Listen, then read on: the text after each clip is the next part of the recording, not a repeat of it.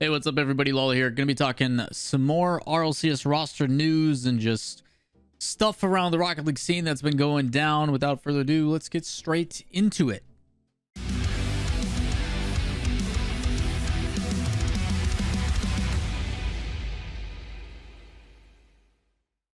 How's it going, everybody? Hope you're having a wonderful day. We've got some stuff to talk about on all over the place. Some things I agree with, some things I don't, and just roster additions in general. Also, at the end of the video, I'll be talking about a roster document. If you guys haven't seen me talk about that in the past, there's a link in the description where if you guys are trying to stay up to date on the new rosters, who the heck is going where, what the rumors are, it'll take care of all that for you. But that's at the very end. Let's start with the first thing. First thing, for those that don't know, the Fall Split Major Champions Team BDS have decided to rebrand for whatever reason. They said, "Together we have grown and evolved. We have stayed true to our passion and have shown what we are capable of. This was just the beginning. We welcome you to a new chapter. We are Team BDS and we are ready to," quote, "challenge the game," which seems to be their tagline. They have a actually pretty solid video talking about like fitting in and all this and that and all that kind of stuff. It actually is a pretty solid video, but it's basically showcasing that they're rebranding and going to a more minimalistic approach, which I don't like. I like minimalism as a whole, but the like 3-color tone was so iconic with BDS. I'm kind of upset that they're going away from it. I wish they still had like the blue, like the light blue and the pink. It's so iconic and really good colors.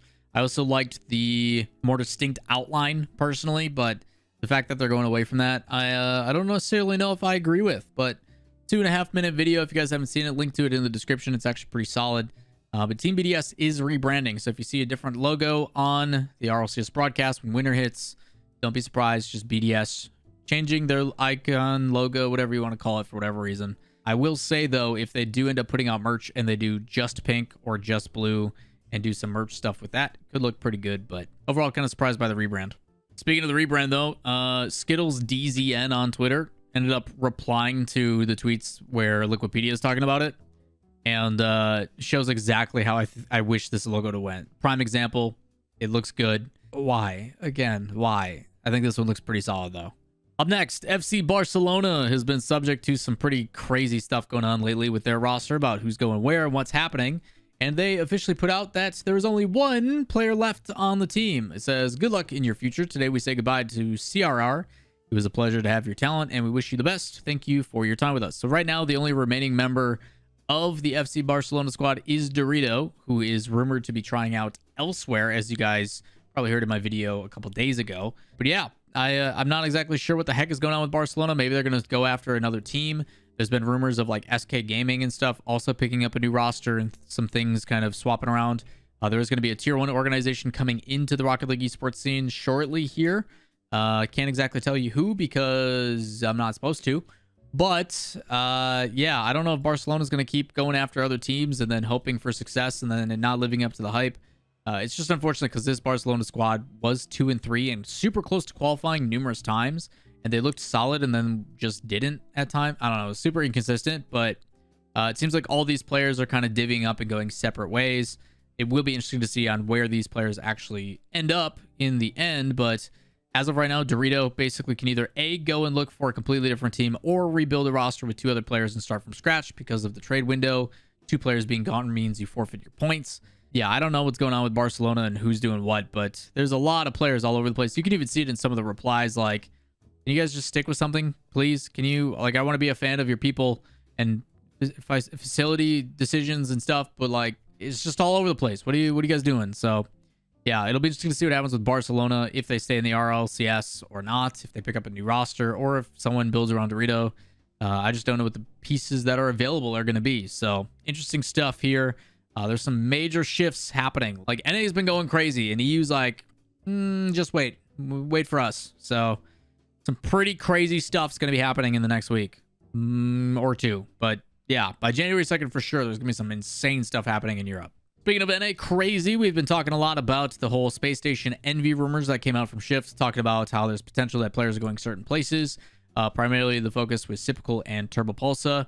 In addition, though, Shift puts out a tweet saying, with Team Envy, Sypical has also been eyed up by the FaZe clan, which I think I detailed possibly in last video that there was potential of that, or possibly Daniel going to FaZe clan, but I know FaZe is potentially looking at another player. which I don't know if I agree with. It's really interesting because this roster's only been together for like 3 months. And with that, they have obviously played with Dapper. It went okay.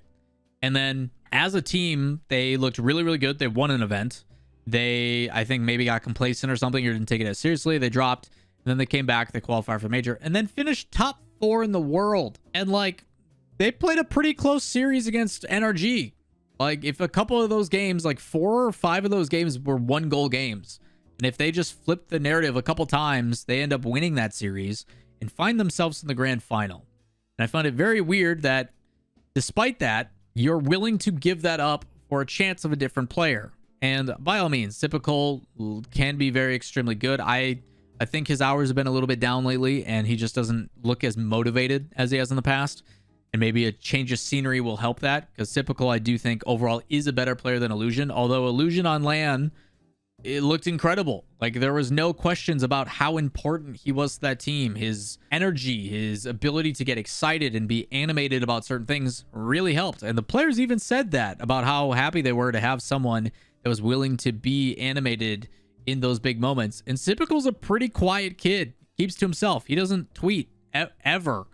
So, like, you get rid of that energy, and now, yeah, he may be a good player, but, like, what are you giving up in return for it? So if Sypical ends up going to FaZe, it might be a 200 IQ move. It might be the change they need to, instead of being top 4, being top 2 and winning the whole thing. But these are the type of transfers that I look at. I'm like, why would you not just stick with what you got, build upon it? But that's kind of the crazy thing about this circuit-based system, because everything carries over. If you're trying to gun for the best team, you got to make a change fast and hope it pays off. It's a big risk. So as of right now, obviously, this one is a rumor. If it ends up coming true or not, we'll have to find out. But I don't know if I necessarily agree with it. I'm curious on what you guys think. Let me know in the comments down below about the FaZe situation. Now, last and certainly not least, if you guys do not know, during the RLCS season and during the off season and during trade windows, I always do what is referred to as an RLCS roster doc. Link to that in the description down below. It's probably showing footage of it right now. But what I end up doing is trying to keep track of everything going on.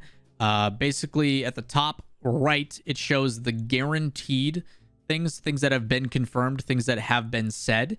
The big one in there that people don't know is Team Liquid with Acronic has basically stated that Team Liquid is focusing on long-term success, and some of these things that have been coming out are true. I'll have more details about that in a future video, so make sure you guys hit subscribe so you don't miss out on it. But I will be sitting down with Acronic and Xpere and talking about the Team Liquid situation, hopefully here in the next week or so. On the bottom half of the document is all the current rumors. These are things that are not official, but these are things that are currently being discussed, and chances and potential to change or not change. A lot of moving parts, and these can go at any given moment. I mean, the best example I can give is Atomic over in EU was supposed to possibly go to a team.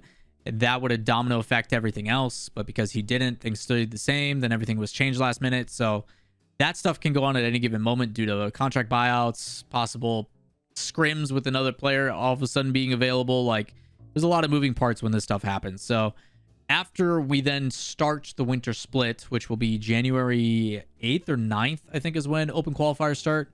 But when we have the 14th, which is the official first day of the main event for winter split, Regional 1, then I will lock in these rosters. I will put under RLCS XI winter split or RLCS 21-22 winter split all the rosters that are starting, just to make sure that these teams and players get locked into place with links to if there's any changes, all that kind of stuff. So if people are trying to see the evolution of what the roster has been over the year, this document will do it. Links to all those things in the description down below. So if you guys are trying to pay attention to this stuff, I try to make it easy, try to color coordinate it, make it as simple as possible, but you get the off season and then all the different splits and the chaos that can ensue. So if you guys are trying to stay up to date, you're having a hard time paying attention to all the videos, all that kind of stuff, this document is made for you guys to make it as easy as possible. So please go and use it. I usually see a ton of people in my Twitch chat randomly, like when I log on for the first time for the stream of the day. There's a bunch of chat history of people just typing in RLCS rosters. Pretty great. So glad to see some of you using it, but just know the resources are out there. That is going to do it for today's roster news and nonsense around the league. I'm sure there's a bunch more that are going to be happening here soon, but if you guys want to make sure you don't miss out on it, make sure you guys hit subscribe and turn on notifications. And if you enjoy the content, give it a thumbs up. Any questions, comments, concerns down below, and I will see you in the next one. Peace.